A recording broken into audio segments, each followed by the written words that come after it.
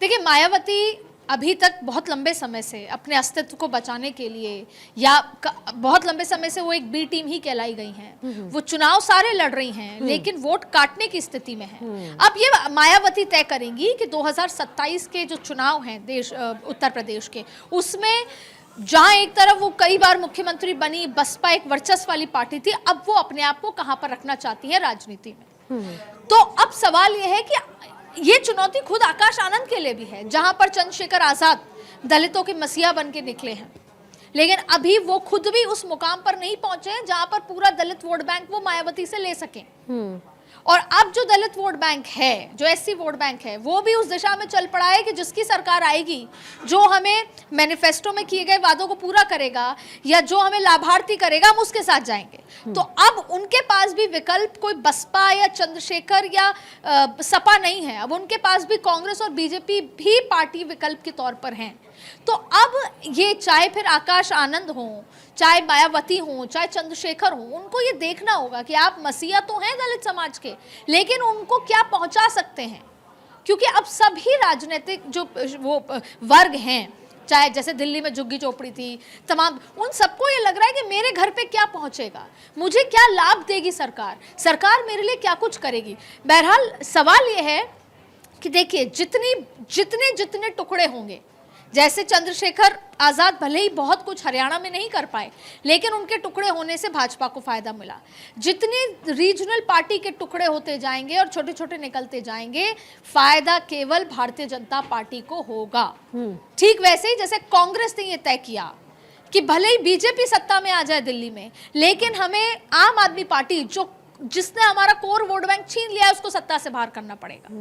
तो कई बार दुश्मन को भले ही फायदा हो जाए, पर हमारा दूरगामी जो फायदा करना है, उसके लिए हम सत्ता अभी सरकार में ना आए। तो ये, क्योंकि आपको ये देखना होगा कि जैसे ही एक कांग्रेस एक राष्ट्र पार्टी हुआ करती थी, ममता बनर्जी निकल के गई, पश्चिम बंगाल में वर्चस्व देखिए, शरद पवार निकल के गए, कांग्रेस का वोट बैंक, साउथ में जितनी भी रीजनल पार्टियां हैं कांग्रेस से अलग होके गई और अब वो सारा वोट बैंक कांग्रेस का था। तो जैसे जैसे आप जितनी भी रीजनल पार्टी है, जो भारतीय जनता पार्टी के लिए हर रीजनल पार्टी खतरे की घंटी है, जिसके लिए वो उनको एंटी नेशनल, एंटी हिंदू, परिवारवाद वाली पार्टियां घोषित करना चाहते हैं, अगर उनके टुकड़े होंगे तो ये चुनौती उन सभी के लिए होगी और फायदा भारतीय जनता पार्टी के लिए होगा।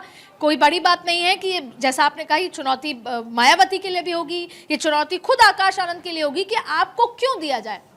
आप मायावती के दम पर थे, आप उनके उत्तराधिकारी थे, कि आप किस तरह घर घर जाकर ये कन्विंस करेंगे कि मैं अपनी बुआ मायावती से बेहतर काम करूंगा। दूसरी बड़ी बात है, अभी चंद्रशेखर मैदान में है, फिर भारतीय जनता पार्टी खुद दलित पॉलिटिक्स में बहुत एक्टिवली उतर चुकी है। तो जाहिर तौर पे ये बहुत रोचक स्थान पर हम आ चुके हैं। और रोचक इसके साथ ही दिलचस्प ये भी है अदिति कि बीजेपी को तो जो फायदा होगा वो होगा ही, लेकिन मुझे ऐसा लगता है कि उत्तर प्रदेश में जो बल है वो सपा को भी बहुत मिलेगा। बिल्कुल, सपा को भी बहुत बल मिलेगा, क्योंकि जिस तरीके से वोट बैंक में डाइवर्जन होगा तो फिर सपा को भी फायदा होगा। पर अंततः अगर लार्जर पर्सपेक्टिव में देखें तो जैसा मैंने आपको बार बार कहा कि बीजेपी को जितनी रीजनल पार्टियां आपस में एक दूसरे का वोट काटेंगी या वोट काटने की कोशिश करेंगी, फायदा सीधे सीधे बीजेपी को होगा। क्योंकि आज की दिशा में जो इंटैक्ट वोट बैंक बीजेपी का है वो है, जैसे आपने दिल्ली में देखा कि वो 38% वोट तो बीजेपी को पड़ा ही है, जो दशकों से पड़ता आ रहा है। उसके अलावा 7% वोट और पड़ गया। तो जैसे ये वोट डिवाइड होंगे, कहीं ना कहीं अब सभी वर्ग ये समझने लगे हैं, इंक्लूडिंग मुस्लिम वर्ग ये समझने लगा है कि हम वोट उस पार्टी को दें जहां पर सत्ता आती नजर आ रही है। आपने जाटों को अक्सर हम देखते हैं कि वो एंड के आखिरी के 5 दिन तय करते हैं कि जिस पार्टी में सत्ता नजर आ रही है हम वोट उसको देंगे, और फिर बाद में क्लेम करेंगे कि हमने आपको वोट दिया और अब हम हिस्सेदार हैं। तो ये सपा के लिए भी अच्छा है। अगर मायावती के पार्टी के टुकड़े होते हैं तो जाहिर तौर पे अखिलेश यादव को तो फायदा है ही है, साथ में भारतीय जनता पार्टी के लिए लॉन्गर रन में एक बड़ा फायदा इसमें होता नजर आएगा। जी बिल्कुल, लेकिन अदिति ये जो कुछ भी हुआ है उसमें ये भी कहा जा रहा है कि मायावती क्या किसी पॉलिटिकल प्रेशर में है, क्योंकि हमने देखा कि वो विरोध करती हुई नजर आई, वो सपा का विरोध करती नजर आई, वो कांग्रेस का विरोध करती नजर आई, जबकि ये जो दलित पार्टियां हैं वो बीजेपी का विरोध करती थी। तो क्या कोई प्रेशर पॉलिटिक्स भी है जो उसके पीछे एक वजह हो सकती है?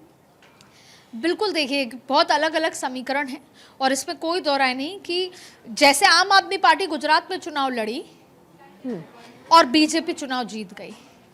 जैसे हरियाणा में अरविंद केजरीवाल जेल से छूटते ही चुनाव में उतरे, अलायंस नहीं था कांग्रेस के साथ, और बीजेपी तीसरी बार सत्ता में आ गई। और अब आप देखिए कि मायावती हो या AIMIM के नेता हो, कहीं ना कहीं वो प्रेशर प्रैक्टिस दो चीज़ों की है। एक ये कि वो अपना अस्तित्व बनाए रखना चाहते हैं, भले ही 1, 2, 4, 5, 8%, और दूसरा ये कि कहीं ना कहीं वो वोट काटने में एक रेलेवेंट भी होते हैं। पर अब इसके इतर जो आपने प्रेशर पॉलिटिक्स का जिक्र किया है, मायावती आज से नहीं, कम से कम 1 दशक से किसी एक प्रेशर पॉलिटिक्स में है, जहां पर उन्होंने खुद की पार्टी को खत्म किया और दूसरी पार्टी को फायदा देने जैसी स्थिति लगातार पिछले 10-15 सालों से नजर आ रही है। तो ये एक प्रेशर टैक्टिक्स भी है, जहां वो कांग्रेस का विरोध करती हैं, जहां पर वो सपा का विरोध करती हैं, लेकिन बीजेपी का नहीं। ठीक वैसे ही ममता बनर्जी, ये सबको पता है कि पश्चिम बंगाल में अब ममता बनर्जी वर्सेस बीजेपी है। आपने देखा कि किस तरीके से लगातार जब पिछले चुनाव थे तो ममता बनर्जी और नरेंद्र मोदी के बीच में किस तरह जंग थी, वो एक कार्यकर्ताओं के बीच में जंग थी, लहूलुहान हुए कार्यकर्ता। लेकिन जब बात आती है कि डिप्टी स्पीकर बनना है पार्लियामेंट में, तो ममता बनर्जी मना कर देती हैं। जब बात आती है कि ओम बिरला के चुनाव में वोटिंग होगी, तो ममता बनर्जी कहती हैं कि हम समर्थन देते हैं ओम बिरला को।